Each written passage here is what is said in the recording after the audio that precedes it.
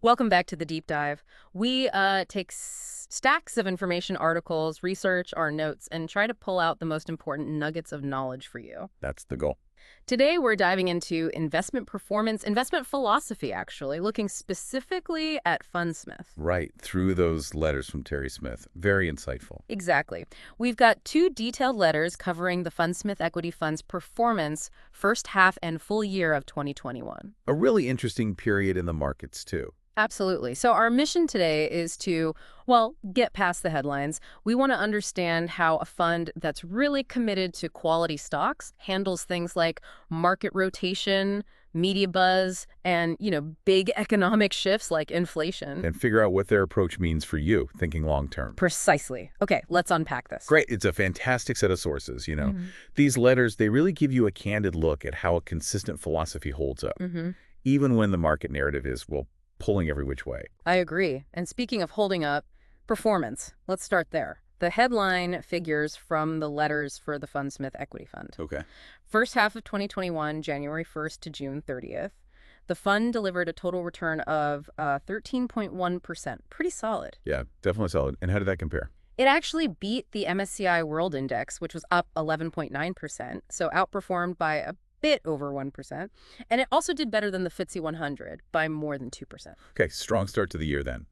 And the full year. Right. The full calendar year 2021, Yeah, January 1st to December 31st, the return was 22.1%. very respectable. Very. Now, it did slightly underperform the MSCI World Index that year. MSCI World was up 22.9%. Okay, slight lag there. But still significantly outperformed the FTSE 100.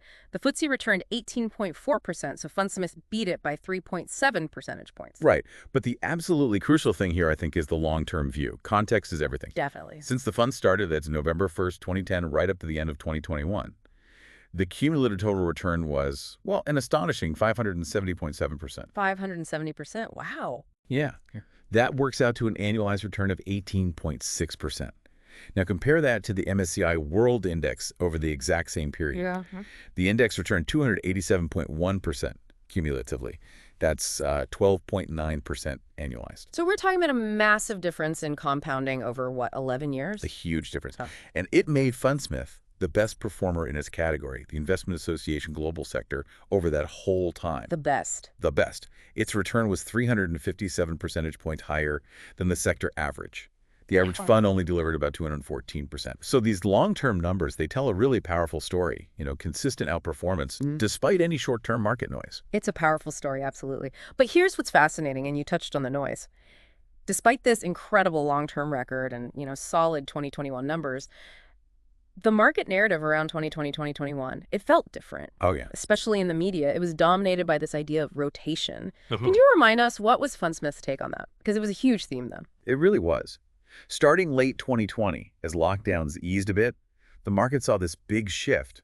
Money moved out of so-called quality stocks, which is Fundsmith's bread and butter, and into value stocks, and these COVID recovery plays. Right. The idea that beaten down stocks would bounce back fastest. Exactly.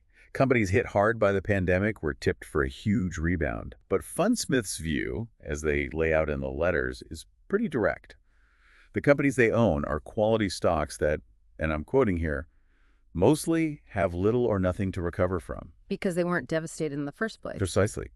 They argue that periods of, well, relative underperformance, especially in really strong bull markets where everything goes up, a rising tide floats all ships, as they say, those periods are just inevitable for their strategy. They weren't chasing recovery because their businesses were already resilient. And the media narrative, it wasn't quite so nuanced, was it? The source material calls out some lurid headlines. They do. Things like, Fundsmith Equity sees run of outflows as growth stocks slide from CityWire. And another one, investors begin to drop. Star stock picker Terry Smith as 360 meters flows out from City AM.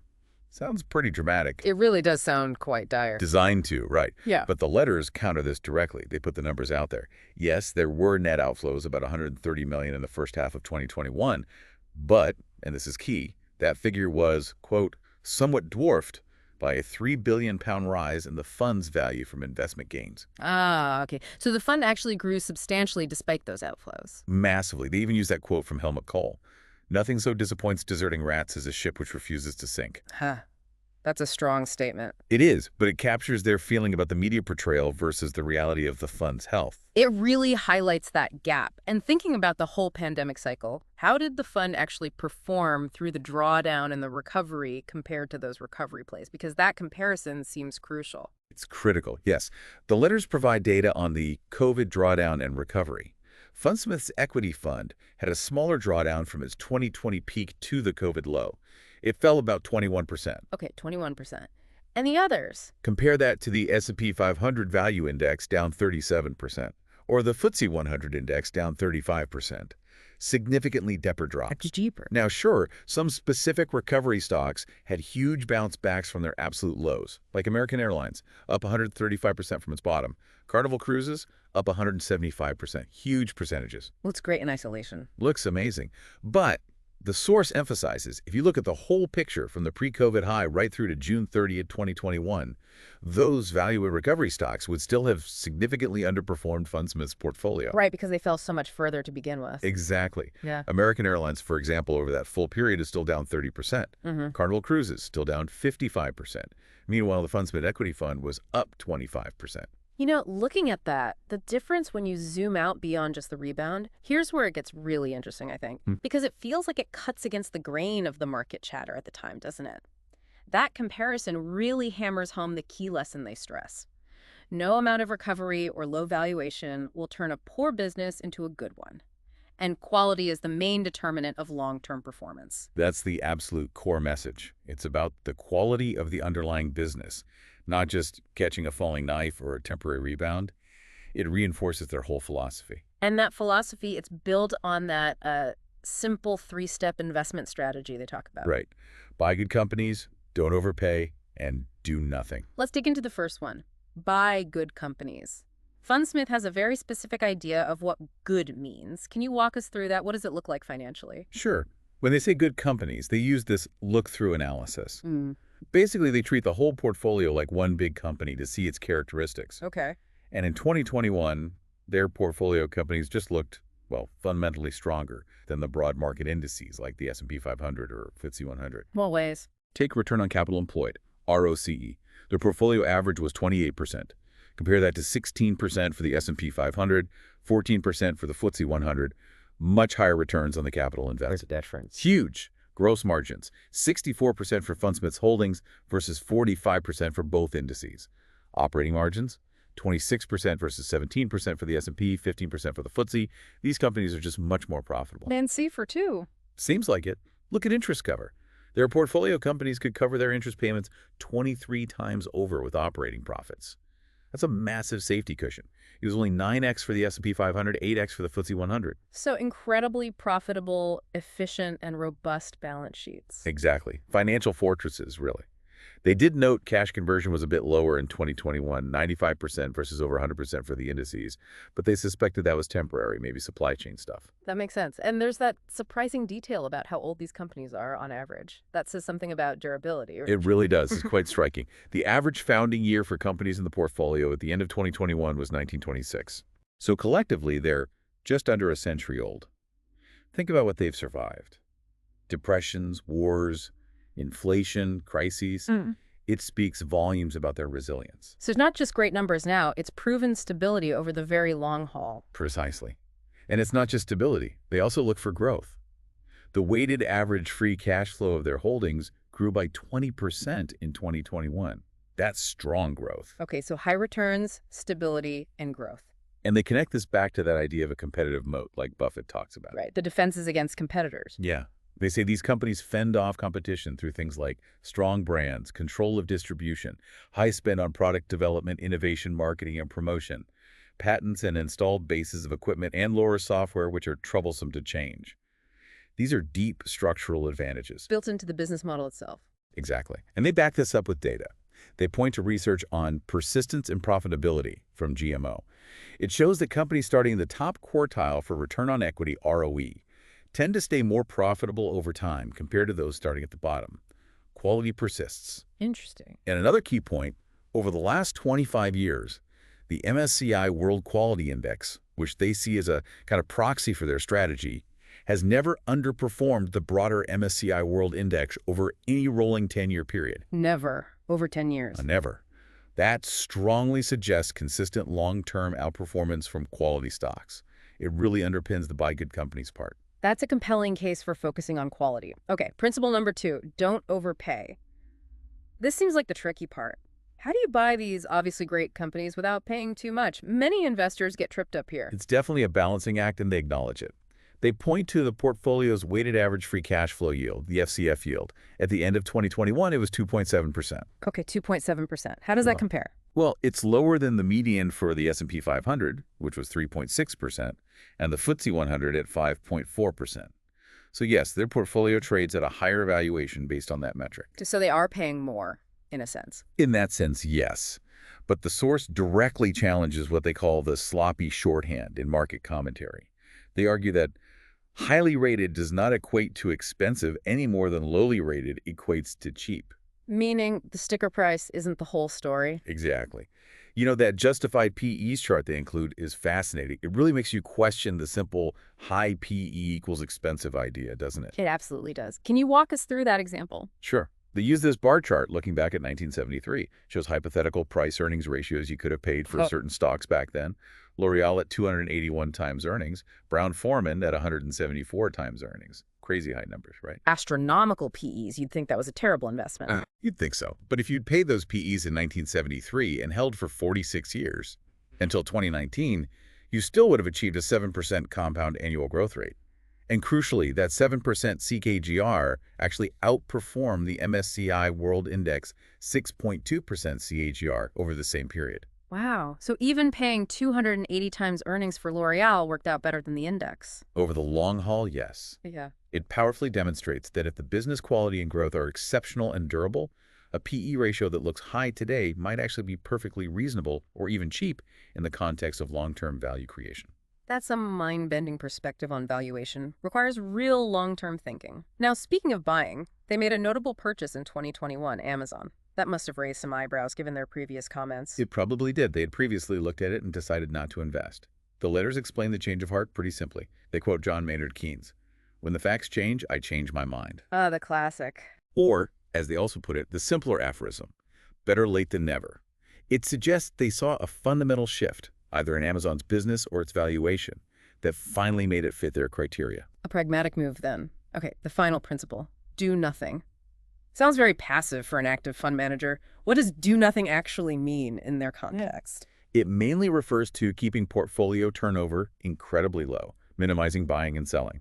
For 2021, their turnover was just 5.6%. 5.6%. That's tiny for an active fund. It's extremely low, and the cost impact is negligible.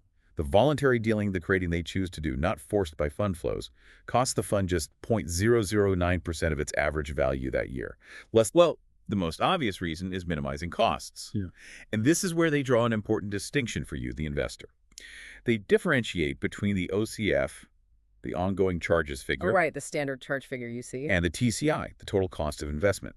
The OCF for their fund in 2021 was 1.04%. But the catch is, OCF often doesn't include all the costs.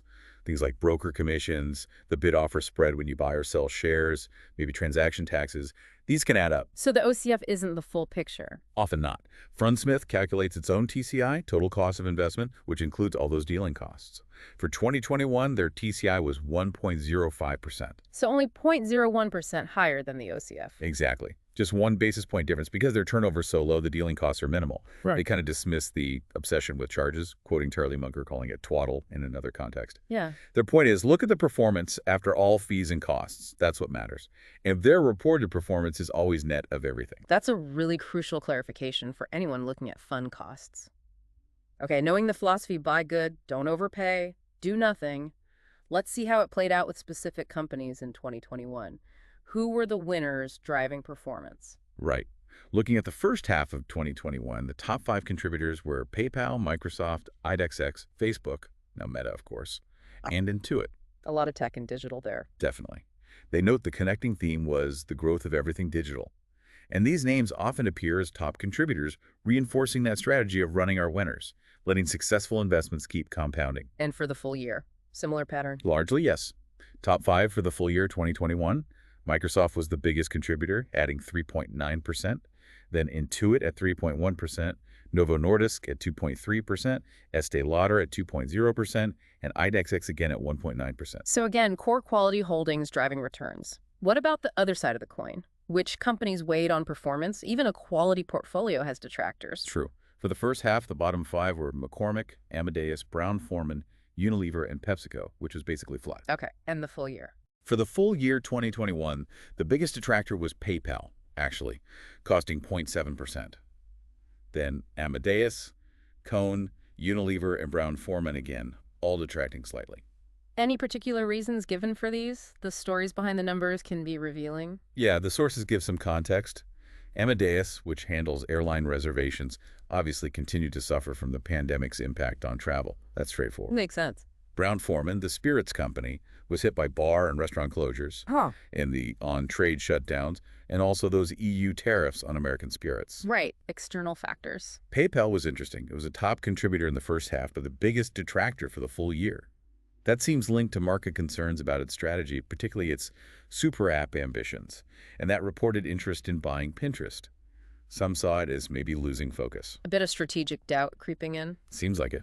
Cone, the elevator company, was impacted by the slowdown in the Chinese construction and property sector. Okay, geographic exposure risk. Yeah. And Unilever.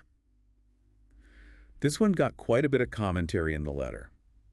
They faced criticism, specifically from Fundsmith, regarding management's, quote, obsession with publicly displaying sustainability credentials at the expense of focusing on the fundamentals of the business. Ah, that rings a bell. The mayonnaise quote. That's the one. They cite the public spat over Ben & Jerry's ice cream sales in certain territories and the perceived need to, quote, define the purpose of Hellmann's mayonnaise. Wow. That's quite pointed criticism about management focus. It really is. It perfectly highlights Fundsmith's laser focus on core business fundamentals over what they see as distractions. But interestingly, despite the criticism, they still held the shares. Why? Because fundamentally, Unilever still has strong brands and powerful distribution. It still fits the good company criteria, even if they disagree with current management priorities. Fascinating. Okay, let's shift to the big macro theme. Inflation. Huge topic in 2021, expected to persist. The sources mention some, frankly, eye-popping numbers. German wholesale prices up over 16%, Spanish producer prices up 33%. What's the Fundsmith perspective on this inflationary surge? Well, they acknowledge the likely drivers, all the QE, the massive government stimulus during the pandemic, obvious candidates. Standard explanations. But they also bring up the velocity of circulation of money. You know, all the savings people built up during lockdown starting to be spent again. They admit it's confusing, even saying, you might well be confused at this point. I know I am. It's good they admit the complexity. Right. And they use this great analogy for inflation taking hold. It's like lighting a bonfire with gasoline. You might get a bigger whoosh than expected and find you've, quote, set fire to the garden fence. The point being, once it starts, inflation may exceed your expectations. That's a vivid warning. But then they challenge the direct link between commodity prices and consumer inflation, don't they? They do, quite critically. They show a chart arguing there's no correlation historically between long-term price changes in commodities, lumber, steel, oil, etc., and the consumer price index. Why not? Seems intuitive that higher commodity costs mean higher prices for us. Their point is, companies buy commodities, not consumers directly. So the first hit from rising input costs is on company profits, not necessarily consumer prices straight away. Ah, okay. It's about the company's ability to absorb or pass on those costs. Exactly. And this is where high gross margins become a crucial defense against inflation. They use a great example, comparing L'Oreal, which they own, with a 73% gross margin. 73%. With Campbell Soup, which they don't own, at 35% gross margin. If input costs rise by 5%, L'Oreal's profits would only fall by 7% if they did nothing else. But Campbell's profits, they'd drop by 22%. That's a massive difference in vulnerability. Huge. And this brings it right back to their portfolio. Their companies, collectively, have gross margins of over 60%. That gives them significant pricing power or ability to absorb costs, making them fundamentally better able to weather inflation. So the business quality itself is the inflation hedge. That's the argument. They do add a nuance, though. Inflation and rising interest rates do affect valuations, and higher-rated companies, like many they own, can be more sensitive, a bit like longer duration bonds. This sensitivity, they suggest, partly explains why some unprofitable tech stocks got hit so hard. Their value is mostly far in the future, so higher discount rates hurt more. Right, the valuation aspect is separate from the underlying business performance. So what does this all mean for investors holding this kind of portfolio through inflation? What's the bottom line takeaway? Okay, their conclusion on inflation is basically twofold. Yes, there might be an uncomfortably bumpy ride in terms of valuations if inflation proves persistent and rates rise significantly. Market sentiment can hit these stocks. Okay, expect potential valuation volatility. But, and this is the key part, they can be relatively sanguine in terms of the effect on the fundamental performance of our portfolio businesses. Because they invest in companies, not in trying to predict economies or indices. The underlying strength, profitability, and pricing power of their businesses are what give them confidence. Focus on the business fundamentals, not the macro noise. That really seems to be the recurring theme. What an incredible deep dive, tracing that philosophy through performance, market narratives, stock specifics, and inflation. It boils down to that relentless focus on quality, price discipline, and patience. Absolutely.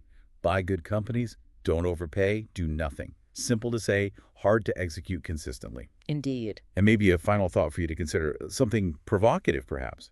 The fund did well through the pandemic, sure, but think about the companies themselves. The average one was founded in 1926. They've lived through the Great Depression, World War II, the stagflation of the 70s, the dot-com bust, the global financial crisis. Far bigger challenges than COVID, arguably. That's true. Generational challenges. So the message is, if these incredibly durable businesses run on sound principles, can navigate all that, and likely withstand whatever comes next, what does that imply for your own approach, for building long-term resilience and making informed decisions in your own journey? Very powerful perspective to reflect on. How do you build that kind of durability into your own thinking and actions? Lots to chew on there. That's all for this deep dive. We'll see you next time.